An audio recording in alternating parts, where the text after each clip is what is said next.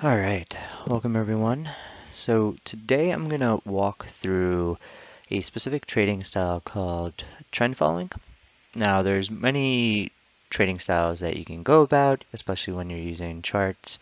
But more generically, there's a million different trading styles that you can go about, especially when you're more short-term, medium-term type of trading. But today I'm going to walk through trend following. It's something that I've sort of recently wanted to implement more. I've noticed that it's a way to divert away from the noise, the choppiness that typically happens, and get a better and higher probability trade going on. I do implement some other types of trading styles, but this is one that I'm going to see if I can focus on a little bit more.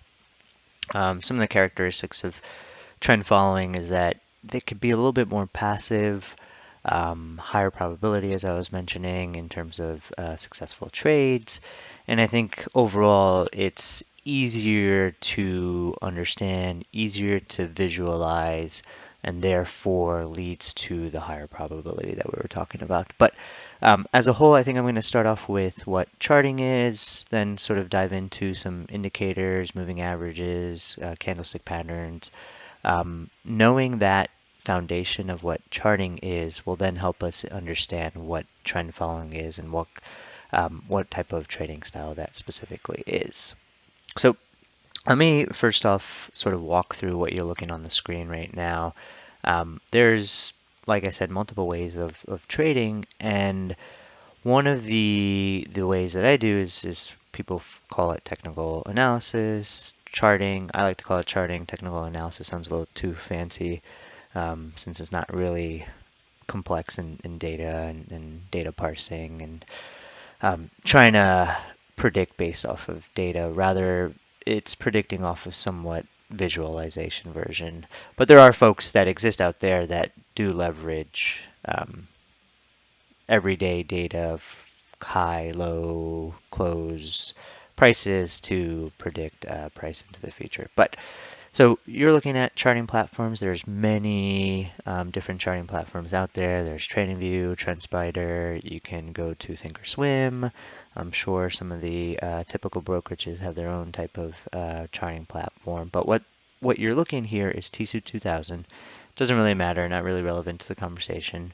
What is relevant is that what we're trying to do is to take a look at a specific company, a specific ETF, a specific asset class, because you can do this for bonds, you can do it for crypto, you can do it for almost anything, Forex, and they all work in surprisingly the same way.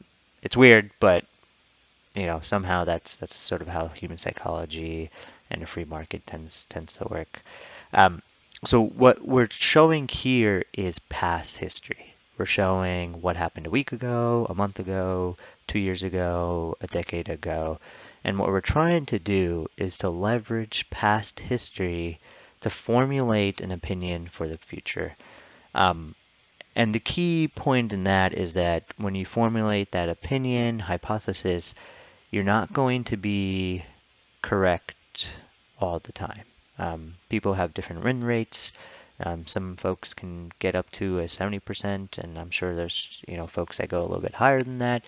Um, Other folks are sub 50% win rate and still are successful. And the reason behind that is risk management, which we'll dive into a little bit later. But if you can combine your hypothesis with a proper risk management system, then you can be successful at trading. Now, the other part of charting is that it allows you to look at different time frames, right? So right now, this is a daily chart that goes out to 2019. You can go to weekly, you can go to monthlies, and this is sort of a conversation you should have to yourself in the sense that, okay, what is the time frame that I would like to trade, right? There's folks that are called day traders. They trade intraday.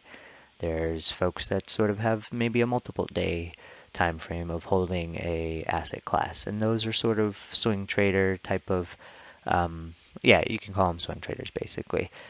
If you're a little bit longer term, you're weeks, months, maybe even years, I would almost say you're an investor leveraging charts, but also potentially leveraging a fundamental side in terms of financials, understanding what revenue, EPS, EBITDA, all that fun stuff. Um, so I think that's another question that you sort of have to ask yourself. But at the heart of it all is these things called candlesticks. So as I zoom in here, you can see we're on the D stands for daily, and each of these is called a candlestick.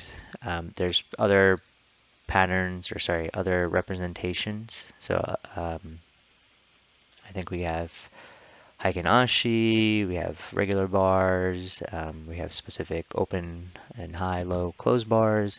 I just like the typical candlesticks, but play around with it, figure out what feels right to you. So what you're seeing here is a representation of what happened on that day. So if we look at Friday, this past Friday, May 7th, we can see that on a green bar, the opening price is obviously lower than what the closing price is. So where the solid starts is your opening price, and where it ends is your closing price. And then the wicks are sort of your intraday. So what happened during the day? So, maybe it opened here. Well, actually, it did open here. Maybe it went down here and then came back up here, and then maybe towards the close, it sort of settled down at this closing price. And you can see that you can plot that for the entire time frame that you're looking at. So we have Thursday, Wednesday, Tuesday, Monday, and then now we're back to Friday here. And each basically bar depicts that trading range for the day. So why do we want to do that, right? Why do we want to take a look at the trading range? And it's interesting because when we start plotting more days and more weeks and more months of data, you start to notice patterns. You start to notice levels of interest. By levels of interest, I mean maybe someone sees value at this level. So let's just talk about Tesla, I guess. By levels of interest, I mean maybe, at this 471 level right here, more people are seeing value in Tesla. And so that equates to demand. And I think at the heart of what we want to do with charting is to understand what the supply demand picture is. Are people coming in droves and are trying to buy Tesla? So, for example, back in this area right here, um, think about what's happening physically, right? People are buying at higher price. Why would you buy at higher price if you did not think there was value, right? If you did not think that this could go even higher, right? And so that means there's demand, right? People are coming in at higher prices. They're putting their own money at these higher prices, which indicates to you that there's folks out there, at our level, the retail level, and the higher um, investor levels that exist out there that are putting in money thinking that Tesla has value. And so looking at these charts, we can start to gauge whether something is being valued or being not valued. Maybe overvalued is probably a better way of saying it. So that the charting gives you a picture of supply and demand. And when we plot, let me just hide all these, or I guess maybe I'll keep them open. But when we plot the candlesticks, we start seeing those levels. We start visualizing those levels of um, supply and demand. A lot of times, folks call them, resistance levels, support levels. Sort of, kind of mean the same thing, a little bit. But so now that we can understand what these candlesticks are, let's dive into what other stuff that typically are on charts. Now, when you go into any charting platform, there's a whole list of things you can add, thousands of stuff. Actually, just these indicators here, but there's quite a few indicators that you can add. Um, Here's on this specific chart are some of the basic ones. You go ahead and feel your way around in terms of what works best for you. I like to keep it a little bit simple think adding too much sort of complicates it for me. But you do what's best for you. If adding multiple indicators works for you, so be it. So the what I have shown here in addition to the candlesticks are these moving averages. And moving averages are exactly what they sound like. They're the average price from whatever quantity you want to see. So the blue line, you can see here, the blue line right here, is the 50-day moving average. So it takes the past 50 days and gets an average price for it. So on this Friday right here, the average price is 60.80, or sorry, 680.99 for the past 50 days. So they took all the closing prices of the past 50 days, divided by, or added them up, divided by 50, and you got 680.99. And then you can do that for the 20-day, you can do it for the 9 period. Over here, we use an exponential moving average, or sorry, I use an exponential moving average. Same concept, but now you're putting a little bit different weighting on each price level or each recent close price level. So why do we want to put these averages, right? And I think a great way to sort of depict that is take a look at the blue line here that you see in Tesla, right? Maybe you don't want to look at these candlesticks, right? Maybe you want to understand what is happening to the overall trend in the past period, right? So back in this area right here, November to March, you can see that the 50-day moving average is sloping upward. So what is that telling you? That's telling you that price is in an uptrend, that price is moving up. So it's a way, these moving averages are a way to assess trend. Now, if you look at, through March through May, June, we were sort of flat.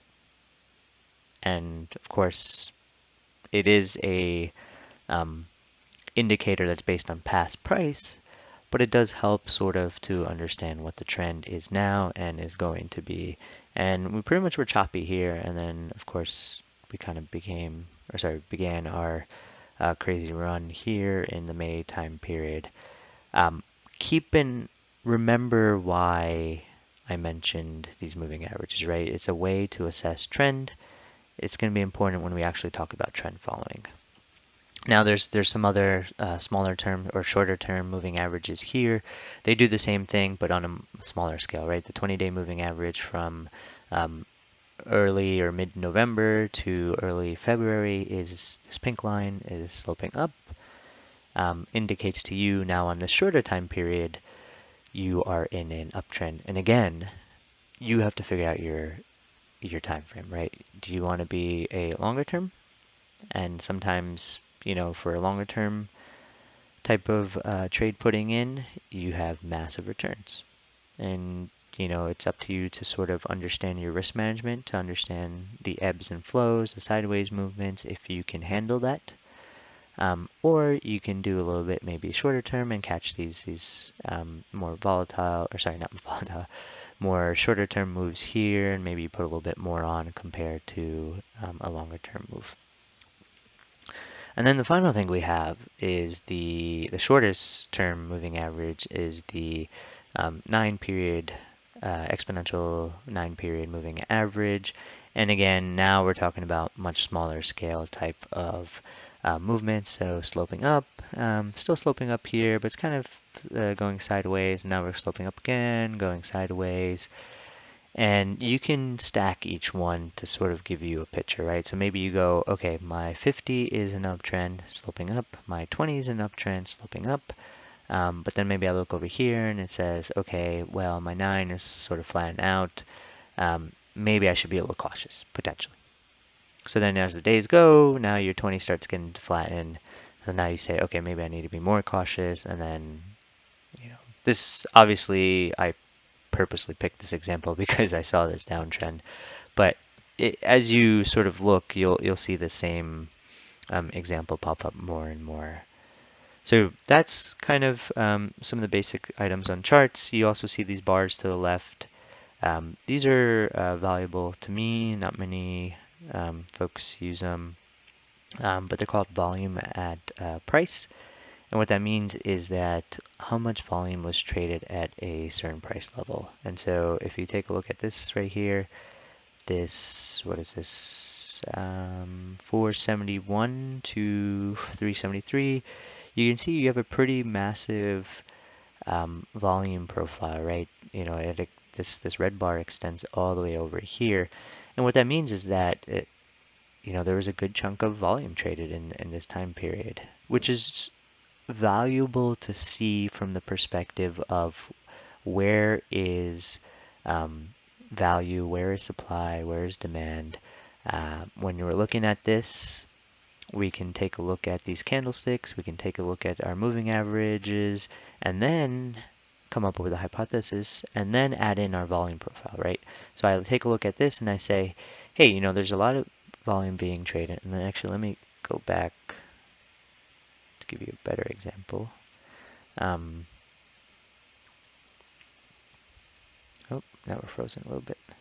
Okay, well, while that unfreezes, there you go. I'll zoom in. So you don't see much volume coming in. And when we're looking at our moving averages, they're all sort of positive, a little bit flat here, and then back to positive, and now flat for a while, right? Like this is a longer period of flat.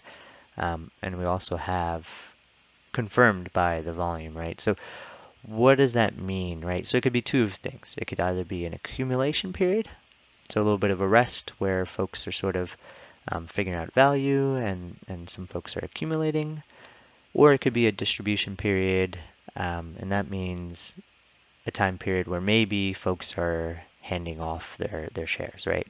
So folks are saying, okay, I'm going to offload my shares, and then subsequently at some point value is no longer seen at these prices, and then you start rolling over. It's areas also to draw your what we call support resistance. I like to call them supply demand um, lines, but oh, there they are. um, and they're useful, right? Because a lot of times folks like to draw support resistance anywhere, right? It's okay to do that, right? You can draw your lines wherever you want. Um, But you got to understand that the whole point of drawing these lines is to show you actual levels of where people are trying to either buy or sell.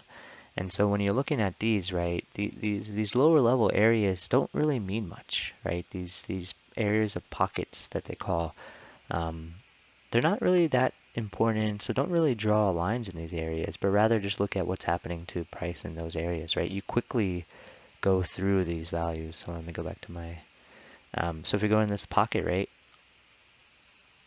this little pocket, look how quick, and obviously that, the fact that you went quickly equates to the fact that the volume profile is low. Um, so if there's not much traded back here, right, it means that if you were to come down, so let's say, down here, um, and then you went back down, you're going to go quickly down too, right? There's not much back here that's going to resist you. Same thing sort of here. It's a little bit smaller. I guess this is sort of your smallest pocket, but there's going to be pockets, right? And those are the areas where if there's not much traded, you can go up quickly or you can go down quickly. And then the areas where you're going to sort of halt or stop are going to be your areas where there's a lot of volume traded, right? And time is what is needed to sort of get out of that area, right? So this just needed a little bit of time here, and then, look what happened, bang. So that's a combination of candlesticks, um, moving averages, volume at profile, and volume at profile is the stuff to the left. There are candlestick patterns as well. I won't get into those, but feel free to just type into Google candlestick patterns. Let me see if I can quickly, I guess, just show you candlestick patterns. All right, let me share my screen.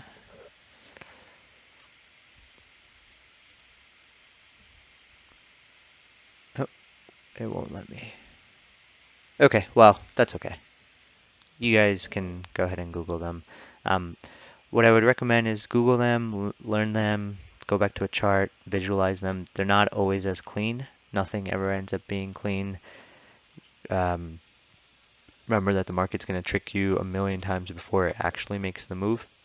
You know, if we're trying to look at this low level right here, and we thought that maybe the 450 level is where Tesla could take off if it went above that. You know, look how many times we went above and it didn't. You know, we went once above, twice above, maybe even this time, maybe here, maybe here. You know, this time you probably thought, okay, we're ready right here on, where's that date? October 14th. And then we subsequently pulled back. Maybe we thought we were ready here. So nothing's going to be perfect. I think you sort of have to line everything up together and be or create your risk management so that you can handle moves going against you a little bit, but still obey your overall hypothesis. So something like this, I mean, I wouldn't recommend it, but let's say you did get in here um, and you created your stop loss down here because you saw that there was a pattern. Because you created your stop loss down here, you know, at this 367 level, you're not going to get stopped out down here, and so you'll just be in it, and you'll be in it, and you'll be able to make this 93% move up here. So um, managing risk is going to be key along with what you're doing here charting. So anyways, that's sort of some indicators. One last one that I totally forgot to talk about is anchored VWAP.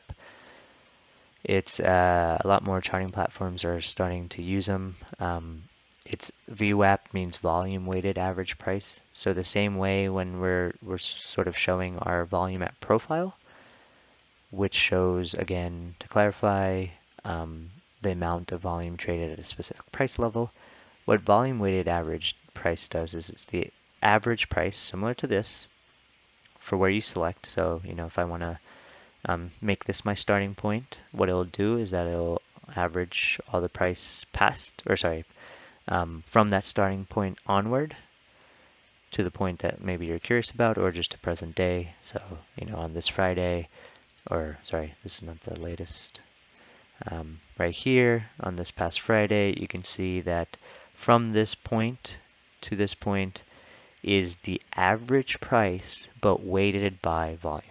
So what that means is that if there was more volume traded at a certain price, then the weighted average would account for that.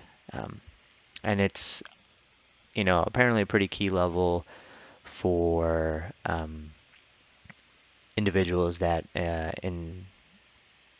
um, make bigger transactions to understand if their average price was a good average price or if they got a bad fill. And so I think a lot of folks are sort of judged on that key metric. And volume weighted average price is valuable to me because it gives you an idea of who's holding and at what price. Or sorry, not who's holding, but at what price are people holding at, right?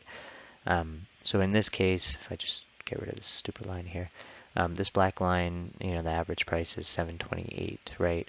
So everyone from here onwards has about an average price of 728.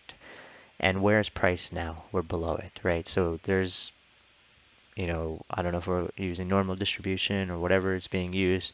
A good chunk of folks are holding a loss in Tesla if anyone had bought past this date here. So it's a way to tell you where value is, right? So if folks are holding a loss, then maybe there isn't value at this higher price, and maybe we come back down and find value somewhere down here. But you can see that the volume weighted average does change, obviously based on past history. So value for a any asset class changes every day, every minute, and so that is something that you have to make sure you understand, especially if your time frame is a little bit shorter. All right, so let's actually get into trend following. Um, So trend following, and I wish I can share my Google, but if you look up Alpha Trends, he has a great picture that sort of shows you the different trends or phases that are in a market.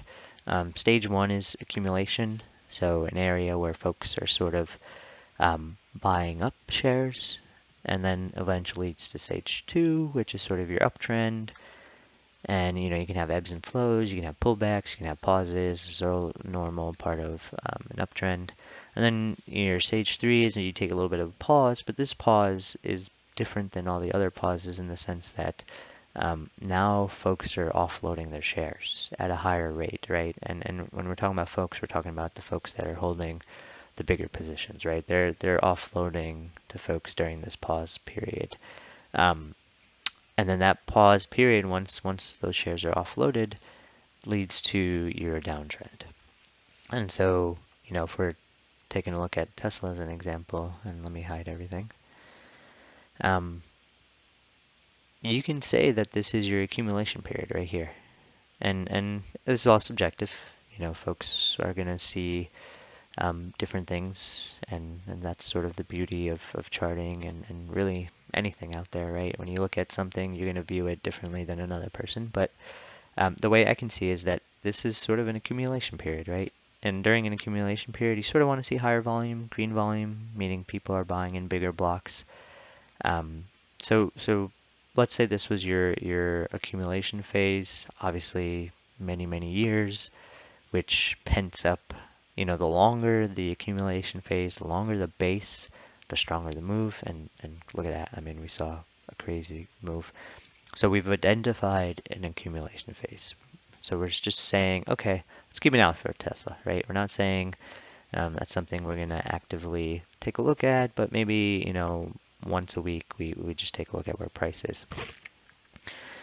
Now, how do you understand when an accumulation phase ends and when a uptrend begins? And the answer to that, excuse me, unfortunately, is you actually have to confirm it happening. Price has to actually show you it happening to change from accumulation to an uptrend. What I mean by that is that it's going to have to show the move is already going to have to happen before you can even confirm, right? In this case, I can already see it on this date right here, whatever, if it was earnings or whatever it was, this was the day. This right here, October 23, 2019 is when things changed. That's when things changed. And I didn't know it until after the fact, right? And that is a little bit unfortunate, but I think that's okay, right? We want to make sure that it's confirmed before we sort of enact in our move. So we're over the accumulation phase and we begin the phase of an uptrend when your moving averages all start to align. I have a longer term moving average here, the 200-day period, and it starts sloping up here.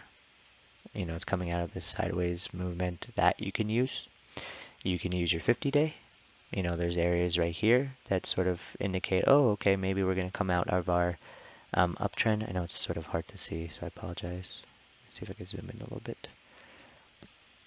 Let's go out. Okay, so yeah, so you go, hey, maybe this is the start of an uptrend because the 50-day is moving up, and Sagar said that you can use the 50-day, which is true, but your 200-day is flat, and your accumulation period was occurring between these price levels, right? We were in this maybe 74 to, I don't know, 49, 50, whatever you want to use, price level. So how do we identify that uptrend? We want to see big volume. We want to see massive gaps. Massive gaps are key indicators of change. So let's go to XLE real quick. Here's a massive gap. That's a candlestick error, but this was a massive gap, right? This was price opened on that day crazy higher than the previous close. And look what happened after that. We had an uptrend. What is this? 65% uptrend. So keep an eye out for these big gaps. Those are going to be your indicators of change in trend in both directions, right? You can have a gap down. They'll indicate that the trend is now going downwards potentially. So you've identified that Tesla potentially is coming out of the accumulation trend. Let's let's add another level of confirmation, right? So let's wait. Let's not enter here, but now it's on your watch list to check every day. So now it's sort of, and let me draw the line so I can zoom in instead of having to work on this far zoomed out level. Okay, so we're zoomed in here. It's now on our watch list. We think a trend's changing. Um, we can even take a look at the daily, or sorry, weekly. Weekly sort of gives a nice picture. And this is that gap up day that we're talking about. Now it's on our watch list. Now we're taking a look. We created our level. We see the volume profile sort of confirm. Here's our volume profile. You can even just match the lines if you want to. So let's go ahead, the top of that volume profile, and bingo, look at that. Look how many fake moves we had.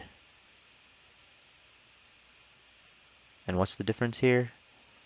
We're letting it confirm, right? We're letting the week close, right? So even if we entered all the way up here, it's confirming our move, right? It's confirming that we're in the uptrend. It's okay to buy higher, right? That's what everyone else is doing. They're seeing value, and so they're buying higher. So now if we go back to the daily, and we zoom back in to this little area, our suspicion about an uptrend is slowly going to be confirmed because now you have the 200 days sloping up. It's a little hard to see, but if I zoom out, that's starting to slope up. Our 50 days coming up, our 20 days coming up, our 9 is coming up. We're starting to break that level. Again, look at that stay right here. December 16, 2019. If you decided, okay, you know what, great earnings report, I don't want to touch it on October 24th, could have waited till December 16, 2019. And yes, you're buying at a higher price, but this is a level that you feel more comfortable, right? Your hypothesis is even more confirmed at this point. And then you can see what happens to price after that. Now, what you want to, once your uptrend is confirmed, now you want to make sure that your moving averages stay within the uptrending slopes, right? So depending on where your time frame is, maybe you want to use the 50-day. Let's just make sure that the 50-day stays positive. Or if you want to be a little bit out, a little bit more bigger time frame, maybe use the 200-day. I think I prefer the 20 and the 50 days more than the 200-day. I don't think I really look at the 200-day too much. But now you say, okay, well, I decided to enter here because my risk was good. My risk was my stop I could put down here in this level. And it's a pretty tight stop, so that's good. So now I'm in, and now how do I play it, right? Let me ride the trend. So you can use multiple ways of going about it. You can use the 9 moving period in terms of where you would stop out, so where you would close your position. So if you see price close below the 9 period on multiple days, it's probably a sign to say, okay, let me get out. So you would enter here. Let's say you enter all the way at the top. And your first time where the 9 closes has multiple closes is here. And let's say you get out, and that's a 105% move. Now, obviously 2020 was a little bit crazy, so those moves are probably going to be a little bit more subdued, or drastically more subdued. But now, if you're on that shorter time frame, now you're saying, okay, well, now in the shorter time frame, I'm no longer in that uptrend. And so now, we're moving down. We were looking at a base of a few years. So using the 9 EMA is probably not the best if that's sort of your hypothesis. In this case, the 9 EMA helped you or saved you from the COVID lows, but I think that's more luck than anything. But typically you would want to maybe use your 20 and 50 day if you're in the let me hold for a few weeks to months sort of time frame. Same hypothesis for the 20, price never comes down till this level, so you can get out maybe down here. And so if you enter here and you get out here, you're at a 70% move, but then maybe you think, maybe use the 50-day, right? So maybe the 50-day holds, and so you're still holding, and then you get out here. And so depending on your level of risk, you have different levels of areas you can get out. So you had 105, 70, and 62. Now you might ask, why would anyone use the 50-day if I can lock in 105% move there? And that's a great question, right? So for that, let's take a look at something that does 50-day pullbacks. So I think 4 was a good example. So the next nuance to trends, right, is that if you have identified an uptrend, there are different levels of pullbacks. So pullbacks are normal, they're going to happen. It's actually healthy for it to happen, healthy for a price to go higher after a pullback, or in order for price to go higher, you need a healthy pullback. Um, and so for Tesla, things were pulling back to the 9 EMA and then going up, right? So things were pulling to the yellow line and going up. Each company, or sorry, each asset class is going to, or sorry, not asset class, each ticker is going to have its own history that you can use to understand, is 9 the level of support? Does it pull back to the 9 and then go? Does it go to the 20 and then go? Or does it go to the 50 or, some to the 200? But that's kind of not my realm of trading. So 4 I brought up because that's a good example of the 50, right? Here's something that it didn't even have really accumulation phase. This was an IPO, and you identified that it was an uptrend when you sort of saw something called higher highs and higher lows. So if I were to draw that real quick, another way to understand different trends. Oops, did not want to do that. So other ways you can do that is you can look at pivots. So you can see that, price comes down, pivots here, comes back down, pivots back up. Now it's pivoted back down, pivots all the way back down here, and then pivots back up here, and then the story continues, but I'll stop here. So what this is telling you is that you're making a low, you're making a high, now you're making a higher low.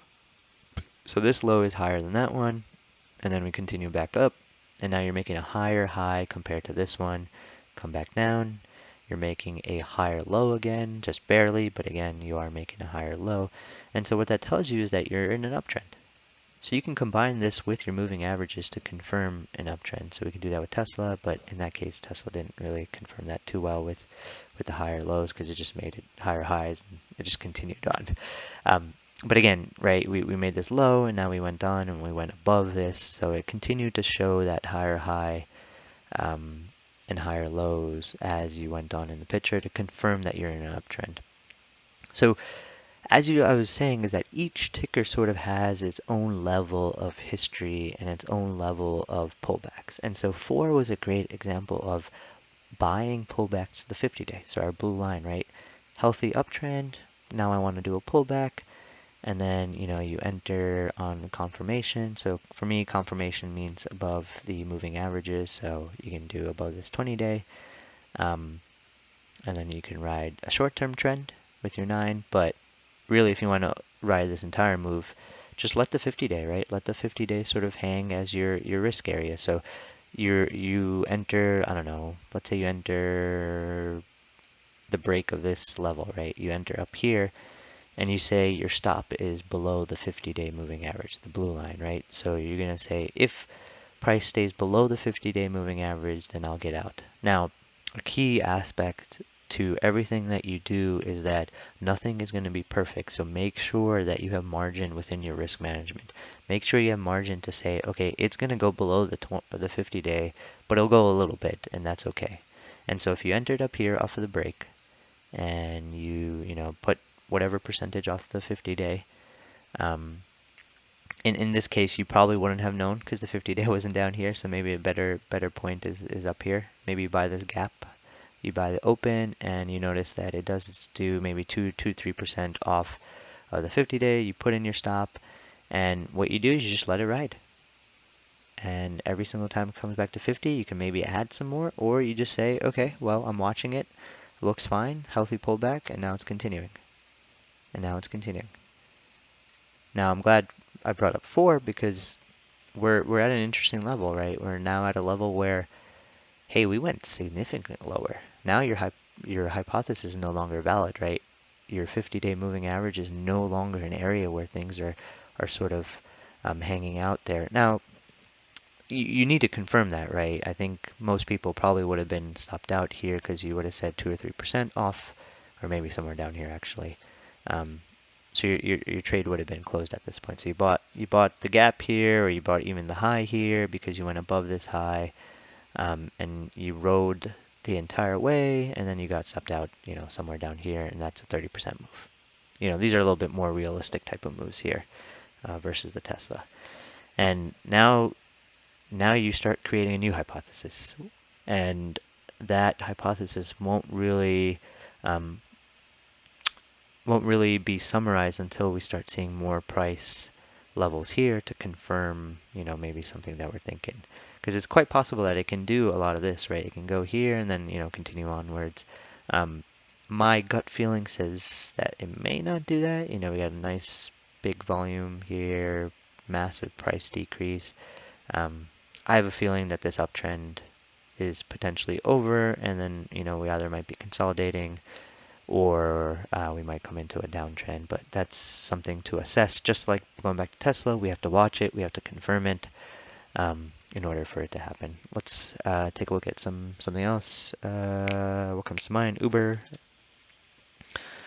Um, Actually, Uber is a bad example. Well, it's a good example, but I don't want to get too complicated. Bitcoin was actually a great example for me. So, and no, I did not hold, unfortunately. So I decided to put an anchored VWAP at the high back in December 18th of 2017. I put anchored VWAPs at important levels. You can put them at lows, lows down here. You can put them at highs. I like highs and gap ups, massive gap up. So this is a massive gap up. You can totally put it down here.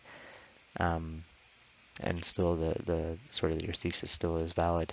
So, we had the massive uptrend, and then, your subsequent sort of downtrend. But what happened when I started getting involved is that there was a period of accumulation. We saw a period of basing, just like Tesla, right? Look at Tesla. Going sideways, people are either buying or selling. We don't know that. And sorry, I'm using Grayscale's ETF as sort of a proxy because I don't have crypto access on TC2000, or actually I don't even know if TC2000 has crypto charts, but it is what it is. So we're basing here, right? So it's not on our watch list to watch every day, but it's on our watch list to say, hey, at least look at it once a week. Now, other ways to sort of understand if we're going to come out of the base is for price to tighten and those higher highs and higher lows that we were talking about to actually show itself, right? So, we had this range here from $4 to 17, and then we went from 17 to 8, or I guess you could even go all the way down here to 5, and then we went back up to 12. And what I'm trying to show is that now we're starting to tighten, right? So 12 to 9, 9 to 15, 15 to 11. We're not having as bigger swings, so that's another level of maybe confirmation that something's going to happen. Doesn't mean it's going to go up. It could totally go down, but we're starting to tighten. Things are now, we're finding value at a certain level here. We have this gap up that we sort of talked about on Tesla, same gap up, but in this case it does not confirm until a little bit later, but you could have bought and sort of rode your EMAs, or sorry, your MAs, moving averages. And if you guys just saw that, I drew the level of price that we're interested in based on the volume profile. So we're combining everything, right? We're starting to combine our moving averages. We're starting to combine our candlesticks. We're starting to combine our hypothesis on higher highs, higher lows, higher highs again, higher lows. We're combining everything to support our thesis. And so now we start diving in a little bit more, right? We saw that first gap up. We said, okay, now this is on our daily watch list. Now we're looking at it every day. Came up here, and that was our volume profile that we're looking at. That's how we drew our lines. Came back. Still on our daily watch list. I know it's pulled back a good amount. But here's another gap up, right? Now we have multiple gap ups. And then here's just like Tesla, here's your day on October 27th to say, okay, I'm ready to enter. Now, risk management is up to you. There's different levels. You could put your risk all the way down here at recent lows. That's pretty common, but that's 32% off. Maybe you want a little bit more tighter, and then you say, okay, maybe I want it below the anchored VWAP here, or maybe even closer to the 50-day. So 20% is okay as long as you sort of manage your risk associated to that. So we're now, we feel confident that we're sort of coming out of this accumulation phase and we're moving into an uptrend. And now we follow the same rules that we did with Tesla and 4, right? Where's my level of pullback? Let price show you, right? So it turns out that Bitcoin actually wants to come down to the 20-day. So unlike 4 wanted to come down to the 50-day, right? Bitcoin wants to come down to the 20-day and continue on. So we came back once, twice, continued. And now, we came back once. I would have gotten out at this point. 2 gaps would have stopped me out. Now, the key part about trend following is that you can use some of these lower levels, right? So it broke your 20-day, you're out, right? You got in here. Your risk was $4, $3.50 a trade, and you made 16 bucks, a lot more than I thought it was going to be. And of course, BTC actually went higher than that. But now you can see that your trend is still up, right? So you can use your 50-day as a level to buy again. So let's say you bought here and you say, okay, I'll be 2 or 3% down here and I'll make my stop here, right? Maybe I'm wrong. Maybe I come back down here, or maybe I just continue going down. And if I'm down and I'm wrong, it's okay. I lose my 4% compared to the 100% I made, or compared to the potential that exists. So I bought. You put your stop in. And now you start riding something again, right? You can ride your 9 EMA, your yellow line, or your 20. So let's say I decide to do the 20 because, past has shown that the 20 holds well. So you adjust your stops. You're in, you're in, you're in, you're in. Now you get a little bit hesitant here. It comes back up. You get hesitant. I would probably get out here. You can, now that the 20 and the 50 are a little bit closer, you can get out. You can take your whatever that is, another 40, or you can be a little bit more riskier. Again, up to you on your risk management. You say, okay, now my 50-day is going to hold. So then, you put your stop somewhere down here, 2 or 3% below the, or whatever you feel comfortable with. You can go larger below the 50-day and you continue on. Again, start watching it. And what's interesting now here is that when we were plotting our higher highs and higher lows, we saw a pretty consistent pattern of, okay, we came back down, we went back up. We came back down, but we didn't go all the way down, and we went back up. We're not doing that here, right? We're not going back up. So maybe you say, okay, on this one, you know what, let me just get out of here. I got in here, and I'll get out here. That's fine. Yeah, I'll take my 50% and I'll lock it in, and then I'll just watch to see what happens again. In this case, you can go back to your volume at profile and now start deciding if there's new levels of basing. So now we're basing, right? Now we're either accumulating or distributing, and we go back to our same thing that we were talking about before. All right, now let price show us, right? Let price show us get over your levels. So you can draw this maybe as one level. You can draw the other one since that's pretty high too. And then let price confirm. So I think this ended up being a lot longer than I thought, but that is what is at the heart of trend following. I like it because it's a lot more passive. It's a way to step away.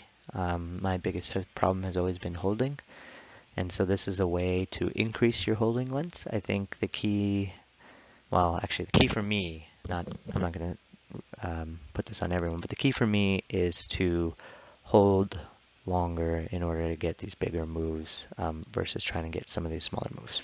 To each their own. Lots of successful people that hold a few seconds. Some people buy on the opening breaks and they're in and out within 30 seconds. It works for them, doesn't work for me. So this is just to get a little taste into what trend following is. Leave me a comment if you have any questions. Feel free to ping me. But yeah, other than that, hopefully this helps you. Thanks.